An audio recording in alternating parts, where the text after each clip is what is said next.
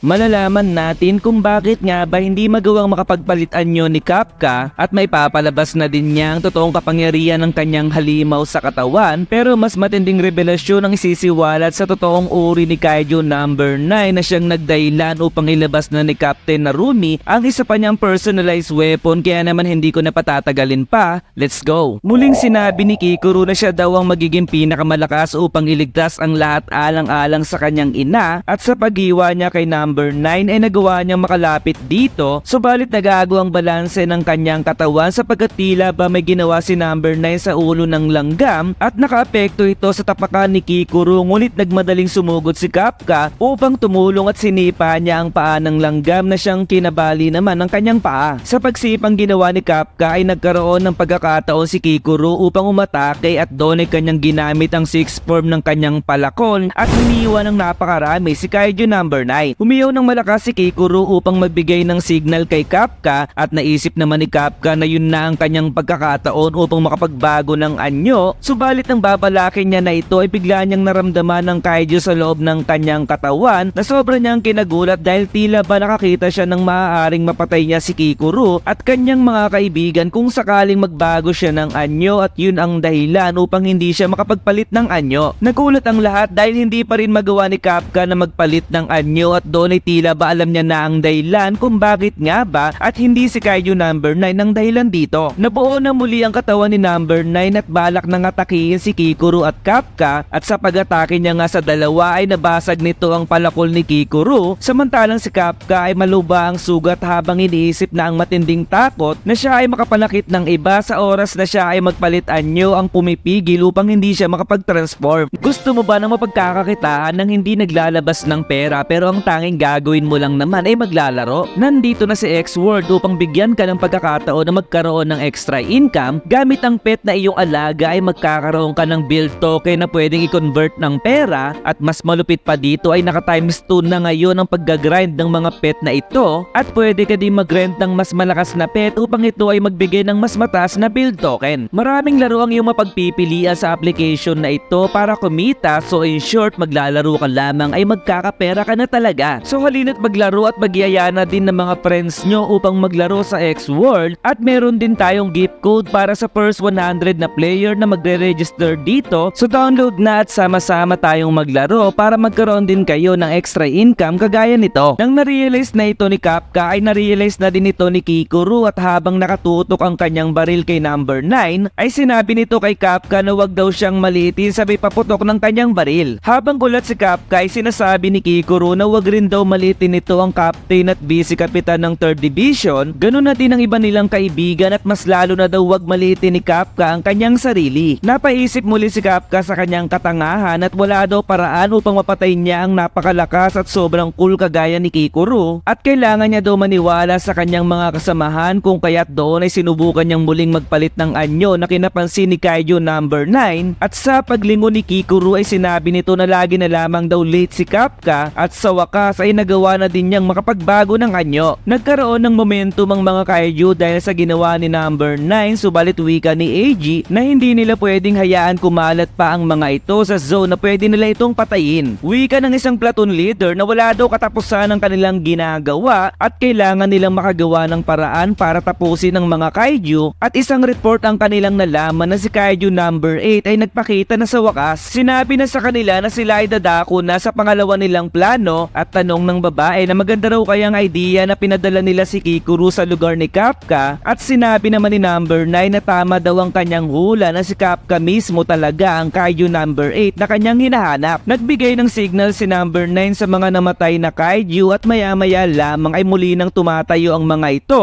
ngunit mas nagulat si Kikuru dahil si number 9 ay nagpalabas ng kanyang pakpak at napatanong si Kikuru kung may iba pa kayang tinatagong kapangyarihan si number 9. Bigla namang nagpasalamat si Kafka kay Kikuru dahil kahit hindi raw siya tuluyang naniniwala sa kanyang sarili ay 100% naman daw siyang nagtitiwala sa kanyang mga kaibigan na kinasuplada naman ni Kikuru. Sinabi ni Kafka na pwede raw bang si Kikuru na ang bahala sa mga langgam, at medyo naiinis naman dito si Kikuru dahil pinapaubaya daw sa kanyang mga mahihinang nilalang, subalit siya daw ang papatay kay Kafka mismo kung hindi raw siya mananalo sa laban. Sinabi ni Kafka na susuntukin niya daw si number 9 ng napakalakas, at doon ay nagsimula na itong sumugod habang nakaabang naman sa kanya ang mga langgam, ngunit naroon si Kikuru upang siya ay suportahan at sa wakas ay maghaharap na silang muli ni number 9. Sinabi ni number 9 na may utang na loob daw siya kay Kapka dahil sa huling laban nila noon ay mas lalo pa siyang lumakas ngayon at pinakitang ang pakpak niya kanina ay tila ba naging dalawang malaking kanyon. Ngayon daw ay magagawa niya ng patayin si Kapka pero sa isang iglap ay nagawa ni Kapka na makuha ang core ng kaiju pero ang core palang nakuha niya ay core ng langgam sabay wasak dito. Habang nakikipaglaban daw si number 9 kay Kikuru ay napansin ni Kapka na ang portion ng core ni number 9 ay nasa core din ng langgam kaya naman si number 9 ay pinaulanan ng pag-atake si Kapka pero si Kapka ay sinangga lamang din ito ng kanyang mga suntok. Pagkatapos daw mapanood ni Kapka ang kanyang sarili habang nagwawala si kaiju number 8 ay na-realize niyang hindi pa niya napapalabas ang totoong kapangyarihan nito. Habang umiiwas siya sa pag-ataking ginagawa ni number 9 ay gumawa ito ng butas sa kanyang paa at bigla na lamang siyang napunta sa likuran ng langgam at naisip na pagkatapos daw matake over ang kanyang katawan ng isang beses ay mas alam niya ng kontrolin ito kung ikukumpara dati. Pumalibot bigla ang laman ni number 9 sa katawan ni Kapka at sinabi ni number 9 na nahuli niya na ito, subalit tumalon lamang si Kapka ng napakataas at ginamit ang butas sa kanyang paa upang magsilbing turbo engine sa mabilis niyang pagbaba at sinabing maganda raw ito dahil hindi niya daw ito patatakasin ngayon, samantalang naisip ni number 9 na may kakaiba daw ngayon sa ating bida at sa pagsanggang kanyang ginawa ay dinugo siya ng malala parang babaeng binibinyagan at makikita ang impact ng suntok ni Kapka ay bumao na para bang lalaking sabik na sabik at lumutas at nagwasak kay kaiju number 9 na parang babaeng sabog na sabog. Laking gulat ng lahat nang makita nila ang ginawa ni Kapka at napasabing yun daw talaga ang totoong kapangyarihan ng kaiju number 8 at napangiti naman ang isang opisyal dahil nakakatakot daw talaga ang lakas nito. Naisip ni number 9 na hindi siya makapag-regenerate ng maayos kung kaya't kailangan niya daw makipagsanib kay Beta at doon nga ay tinawag niya ito at sinabing napinsala daw ang kanyang core at magmadali daw itong makipagsanib sa kanya. Wika naman ni Beta kaiju number 9 na imposible daw na makapunta siya agad ngayon kay Alpha kaiju number 9 sapagkat makikitang busy ito sa pakikipaglaban kay Narumi. Sagot naman ni Alpha number 9 ano raw ba ang ibig sabihin nito dahil kalaban daw niya ngayon si kaiju number 8 pero tugon muli ni Beta na saglit lamang daw dahil sa ngayon ay natututo siya sa kanyang kalaban. Tanong naman ni Eiji na ano na daw ang kanilang plano sa oras na magwala si Kapka at sagot naman ni Narumi na hindi raw nila pwedeng ipagkatiwala na lamang ito kay Kikuru kung kaya't doon ay nirelease niya na ang 98% ng kanyang lakas upang makapunta na agad kay Kapka. Sinabi ng operator na ginamit na daw ni Narumi ang buo niyang kapangyarihan at kailangan daw nilang i-close ang area na malapit kay Narumi samantalang madali lamang iniwan ni Narumi ang paa ng kaiju at naisip ni Beta number 9 na ang sandata ng kanyang kalaban ay sumusunog sa paghiwa nito na siyang dahilan upang mapabagal ang kanyang pagpapagaling. Kaya naman naisip ni Beta number 9 na kailangan niyang lumayo kay Narumi subalit 3